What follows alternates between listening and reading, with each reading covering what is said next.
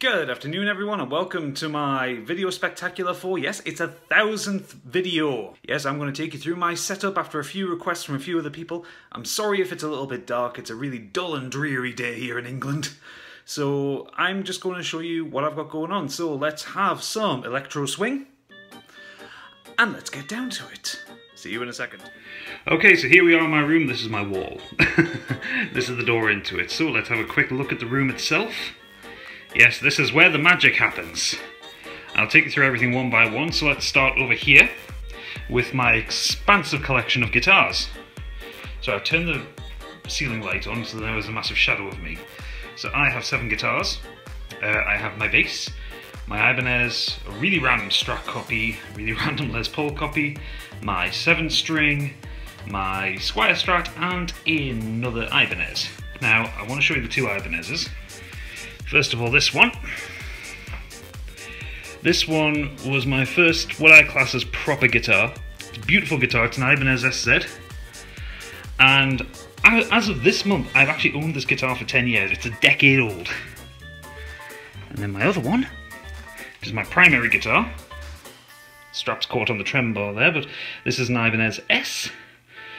And you can't really see because it's quite dark. Hang on, let me turn around. Yeah, look at that finish, the blue-purple finish on that. It is fucking gorgeous. I love this guitar. Love it so much. Okay, so that's my guitars.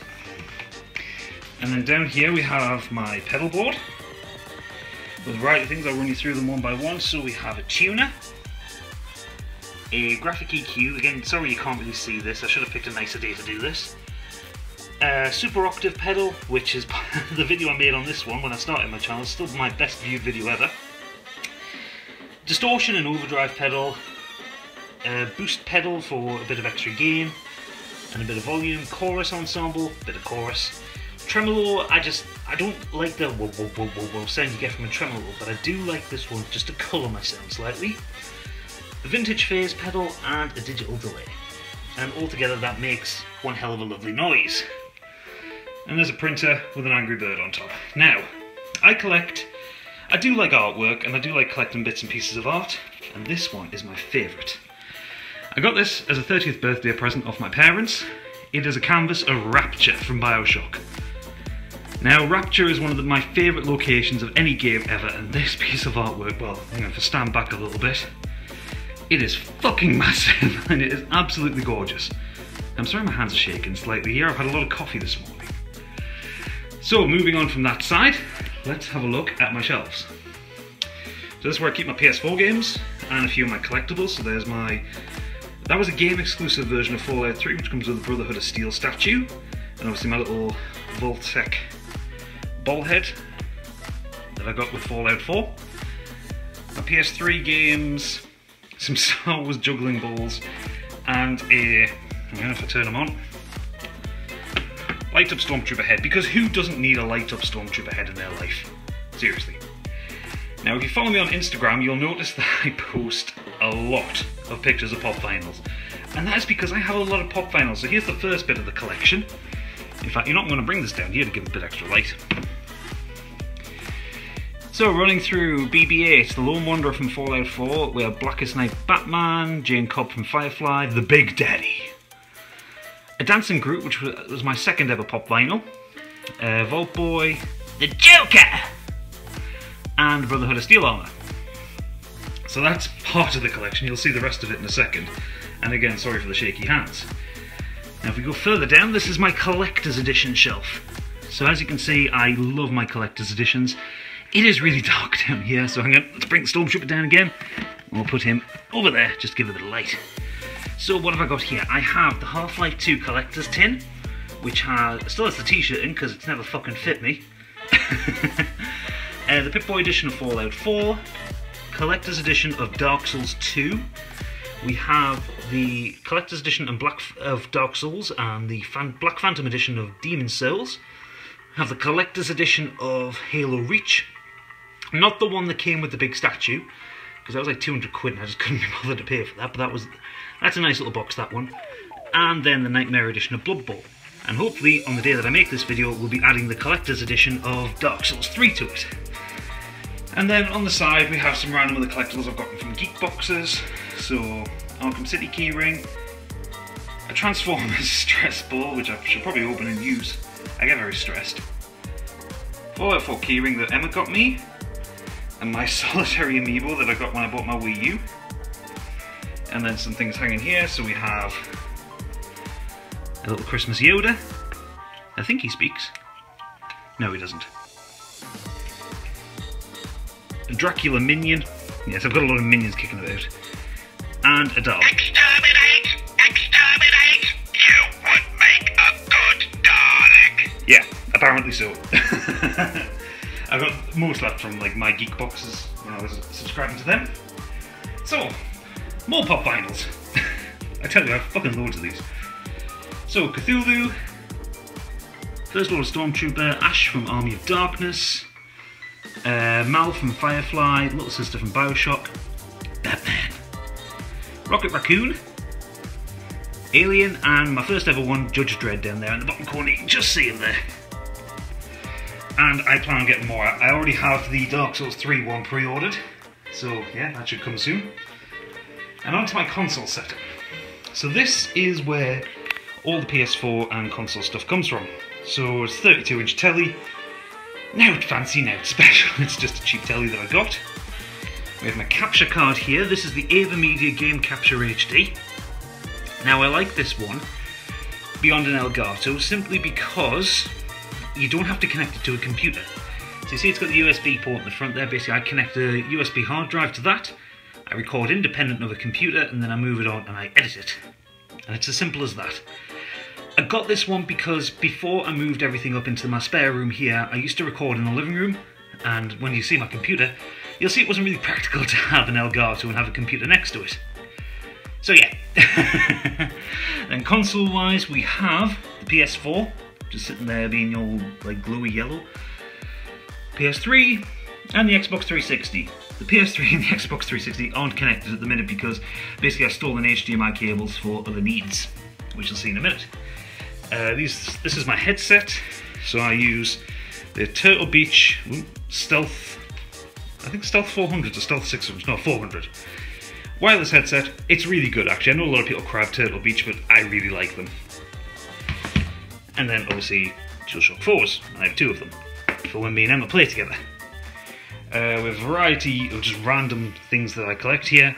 Primarily stuff like the Super Mario Maker art book, which came with my Wii U, which is downstairs.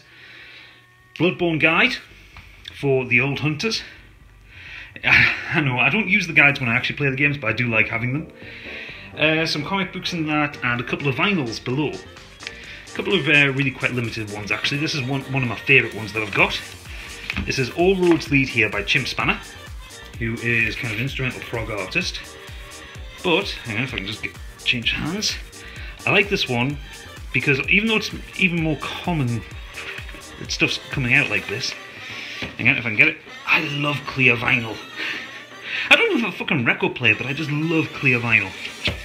And then I have stuff like Iron Maiden ones underneath it. So that's my random little pile of collectibles, and I've got a couple of magazines there with stuff that I had either like letters or reviews printed in back when I did the music reviews site. But it's been a long time since I did that. Oh yeah, test your cat. She failed. Speaking of the cat, somewhere that she likes to sleep, my sofa. Yeah, with a blanket that she likes to sleep on. So yeah, this is the really fucking horrible creaky sofa that you hear in the background of my console Let's Plays. It's comfy, it serves a purpose, but it does not fucking creak. Right, now onto the business end of stuff. So we'll start with the editing suite. So if I take a seat here, this is my iMac. It's a 2012 iMac, or 2011 iMac, either way. Last one that I did with a CD burner, or DVD burner. Got it open on Final Cut Pro at the minute. So here is an XCOM episode that's been edited. We have my speakers, which are, in fact, you know what, I should have, yeah, get rid of that. That was a cap off the polish from when I was polishing the desk. These are Yamaha HS50Ms. These are some of the best speakers I've ever owned. They are studio monitor speakers and they're really fucking loud. independently powered and just fucking brilliant. And my headphones that I record pretty much everything with on PC and on the Mac. These are some Sennheisers. I bought these for 20 quid about 6 years ago, and you know what, they're fucking brilliant. They're still going strong today. I absolutely love them. They've got great sound response. And this is my audio interface. This is a Focusrite Scarlett 2i2, and it is just simply brilliant. We have phantom power in from my microphone. It has 2 inputs, so I can record like speech and guitar at the same time if I wanted to, or if I had 2 mics, I could have 2 mics going if I wanted to capture a conversation or something like that. But it is really good. It's got Focusrite preamps, it has phantom power, it is just, for the money, it was only something like 110 quid. It is absolutely brilliant. I absolutely love it. So yeah. Mac-wise, as I said, I've got Final Cut Pro, which is what I edit on, and for, come on, where's the dock? And I capture my commentaries in Logic Pro. So this one is, yeah, this one's that XCOM episode that I was just editing there. Again, sorry for the really shaky camera. I really need to stop drinking coffee before I record these kind of things. So yeah, that's my Mac. That's how I edit everything. However, now we need to see how I capture everything. So we get up, and I push the seat back in, and we'll move over to the other seat. Here is the command center. So this is my PC. Get the chair out, the wheels are a bit stiff on it, I'll just sit down. Okay, so what do we have here? Well, we start with the microphone. This is a Behringer C3.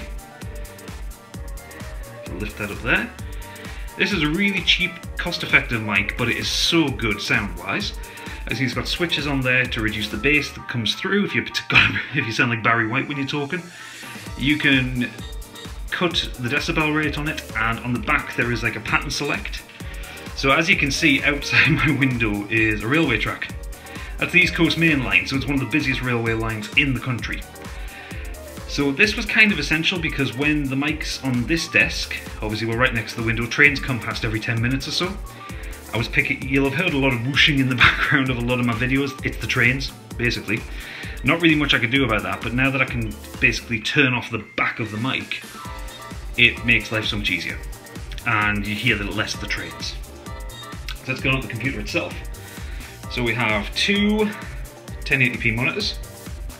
Currently open on Steam for XCOM 2, because that's the last thing I was recording.